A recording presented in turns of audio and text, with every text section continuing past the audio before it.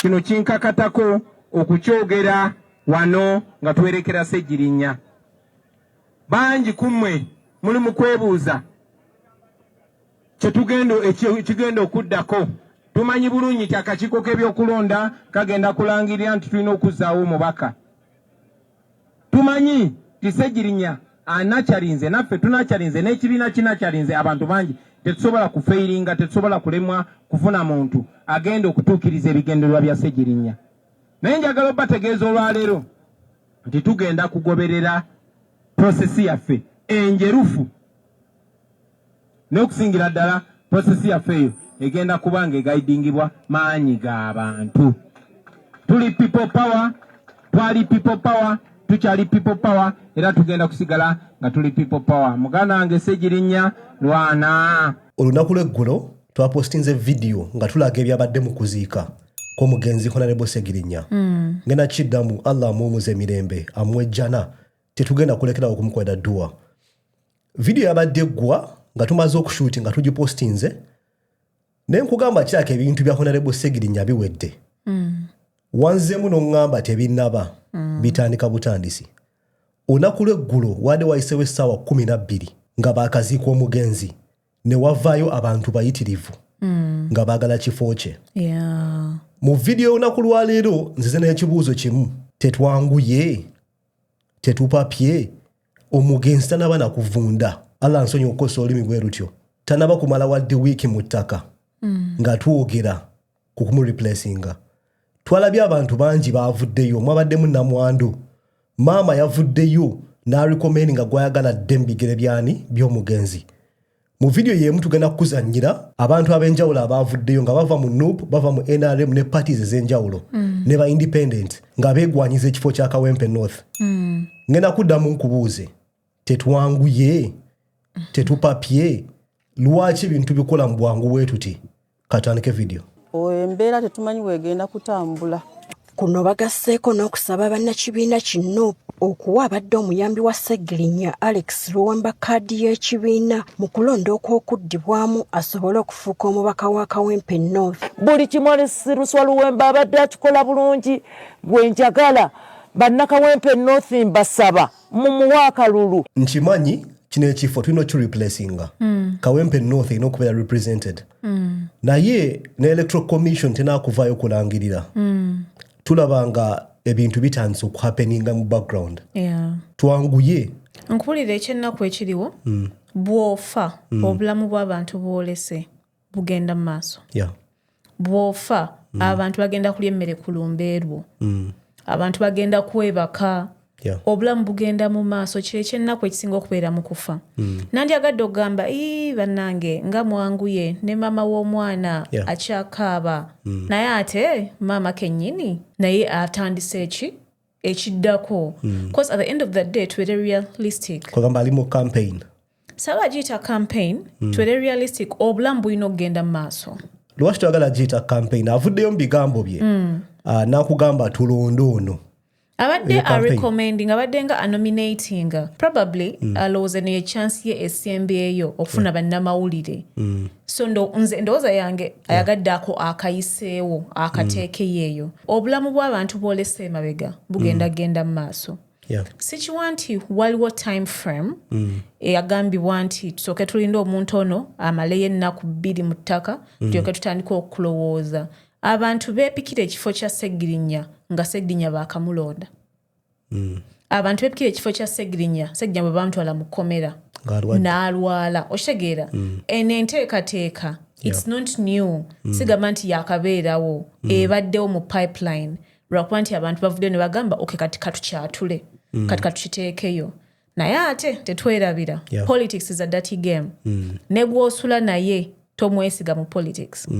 Naye sometimes tolowooza nti kigambo ki eky'Oluganda kyenyinza okukozesa ekifiitinga, okubaamu ak'obuntu oba okufumiitiriza omuntu akamuziika tewanayitawo ssaawa 12 n'ovaayo. Nze ngenda kukozesa ekigambo campaign. Kale n'ovaayo ne mutandika zi campaign. Kiweemu akadde, kiweemu wiiki, linda Electoral Commission eveeyo egambe bla bla bla, naye gwe tanaba na kuvunda.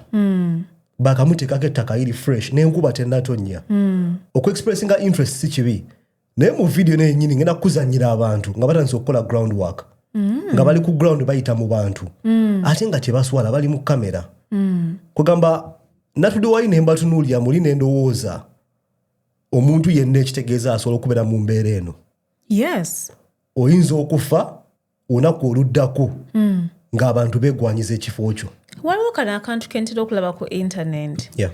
bw'onywa omwenge n'ofa jjukira nti mukwano gwo bulijjo atunira akabina ka mukyalawo amutwalirawo ku lumbe baba tebalinakuyiwako ttaka nga mukyalawo baamututte dda kati gwe bw'onadda mu krismasi ne weerabira nti mukyalawo best friend waamuliko buli kaseera naye kikyengezako kugamba nti tukkirize tugaane yeah.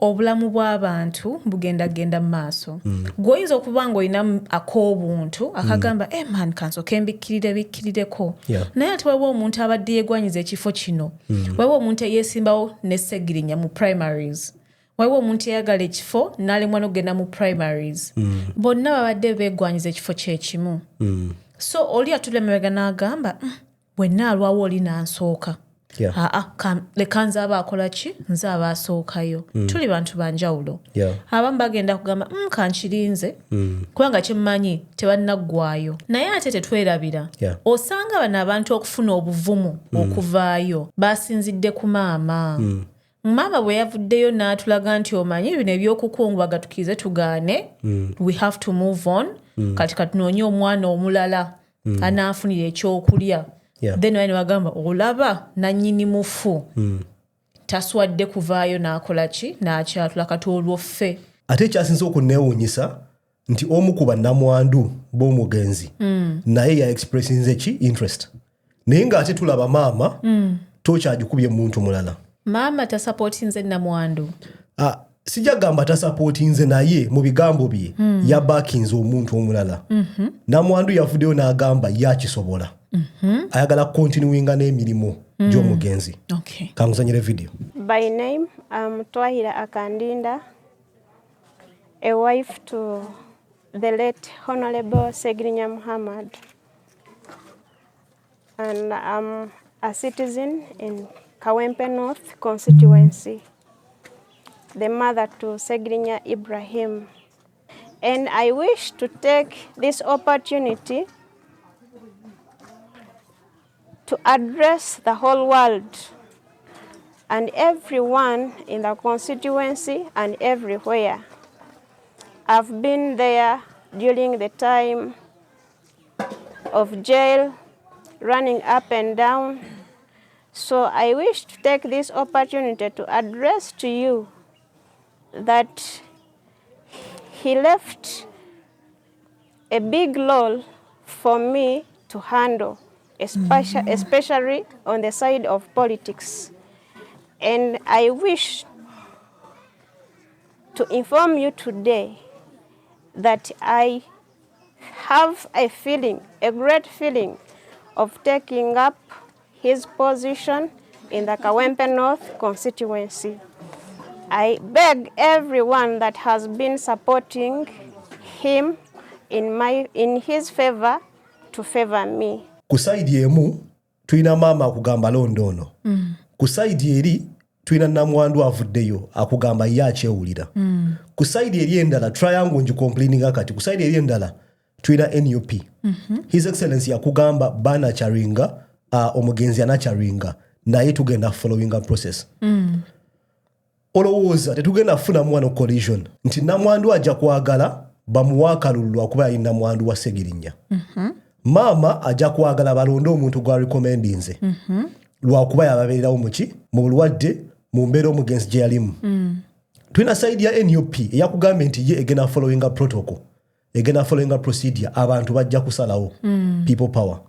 Tetugenda funa collision wano tutandika owulira ebigambo nga His Excellency yamya abantu kaadi. Actually triangle eyo yandibadde rectangle. Kubanga mukali akasonda tulinawo ababa mu pate endala tetunnabategeera bulungi. Maama ne namwandu nandyagadde okulowooza bandibadde ku side emu.